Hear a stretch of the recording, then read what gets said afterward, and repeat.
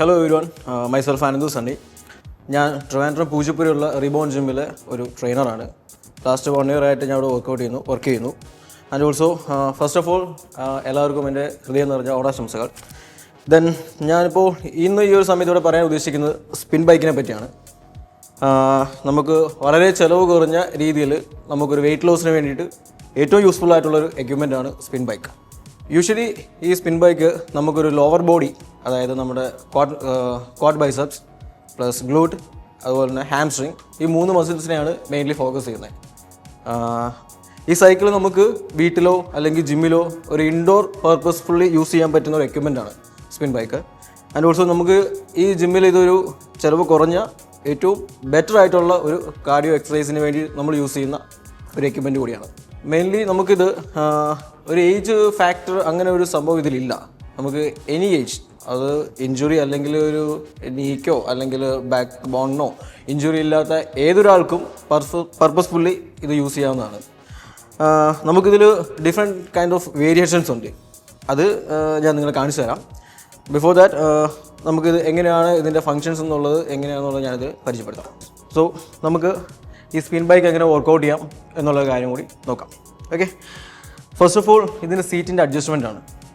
നമ്മൾ വെറുതെ കയറി ഇരുന്നാൽ പോരാ, നമുക്ക് പ്രോപ്പറായിട്ട് ഈ സീറ്റിൽ അഡ്ജസ്റ്റ്മെൻ്റ് ഉണ്ട്. അത് നമ്മുടെ ഹൈറ്റ് അനുസരിച്ച് നമുക്കിത് പ്രോപ്പർലി ഫിക്സ് ചെയ്യണം. ഓക്കെ, അപ്പോൾ നമുക്കിത് സീറ്റ് അഡ്ജസ്റ്റ് ചെയ്യുന്നത് ഈ ഒരു ലിവർ ത്രൂ ആണ്. നമുക്ക് റൊട്ടേറ്റ് ചെയ്യുന്നതനുസരിച്ച് ഈ ടൈറ്റ്നസ് മാറുന്നു. അപ്പോൾ അതൊക്കെ നമുക്ക് മുകളിലേക്ക് ലിഫ്റ്റ് ചെയ്ത് കഴിഞ്ഞാൽ സീറ്റ് നമ്മുടെ ഹൈറ്റിന് അല്ലെങ്കിൽ നമ്മുടെ പൊസിഷൻ അനുസരിച്ച് ഇത് അഡ്ജസ്റ്റ് ചെയ്ത് കറക്റ്റ് ചെയ്യും. സോ ഇങ്ങനെയാണ് സീറ്റ് അഡ്ജസ്റ്റ് ചെയ്യുന്നത്.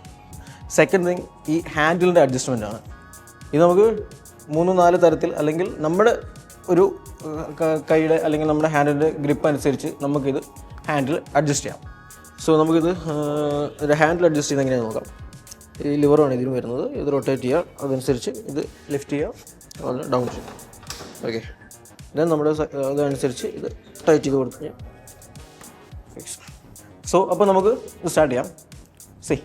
ഇങ്ങനെയാണ് നമുക്ക് റൺ ചെയ്യുന്നത്. അതിനു മുമ്പ് ഇതിൻ്റെ താഴെ നമ്മുടെ ലെഗിനൊരു ലോക്ക് ഉണ്ട്. അത് പ്രോപ്പർ ഗ്രിപ്പ് കിട്ടുന്നതിന് വേണ്ടിയിട്ട് അത് നമ്മളെ ഹെൽപ്പ് ചെയ്യും. അത് നമുക്ക് യൂസ് ചെയ്യാം, ചെയ്തില്ല എന്നുണ്ടെങ്കിൽ പ്രശ്നമൊന്നുമില്ല.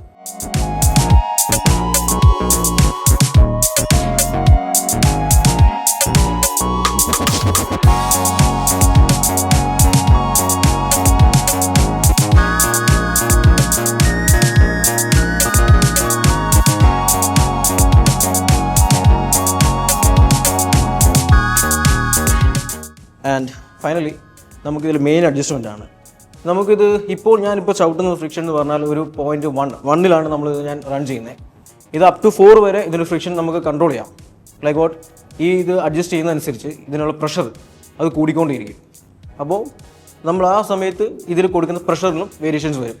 ഇത് നമ്മുടെ മസിൽസിന്, അതായത് ഗ്ലൂട്ട്, ഹാംസ്ട്രിങ്, ഈ 2 മസിൽസും ഓവറായിട്ട് ഇതിനു വേണ്ടി പ്രഷർ എടുക്കേണ്ടതായിട്ട് വരുന്നുണ്ട്. അതാണ് നമുക്കിതിൽ മെയിനായിട്ട് അഡ്വാൻറ്റേജ് എന്ന് പറയുന്നത്. ഇതിപ്പോൾ ഞാൻ വന്നിൽ നിന്ന് 2ലേക്ക് അത് ഷിഫ്റ്റ് ചെയ്തു. സോ അപ്പോൾ ഞാൻ കൂടുതൽ പ്രഷറിലേക്ക് യൂസ് ചെയ്യേണ്ടി വരുന്നുണ്ട്. അത് അപ് ടു 4 വരെ നമുക്കിതിൽ ചേഞ്ച് ചെയ്യാൻ സാധിക്കും.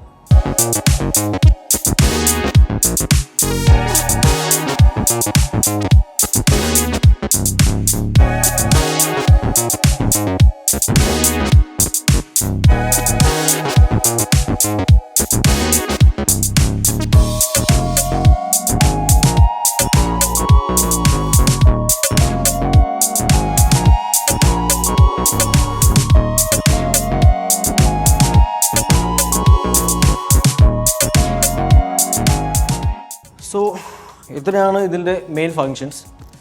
ആൻഡ് ഞാൻ ഈ ഒരു കോസ്റ്റ്യൂം ഇതിപ്പോൾ ഓണമായിട്ട് ബന്ധപ്പെട്ട് ഞാൻ ഇട്ടിരിക്കുന്ന കോസ്റ്റ്യൂമാണ്.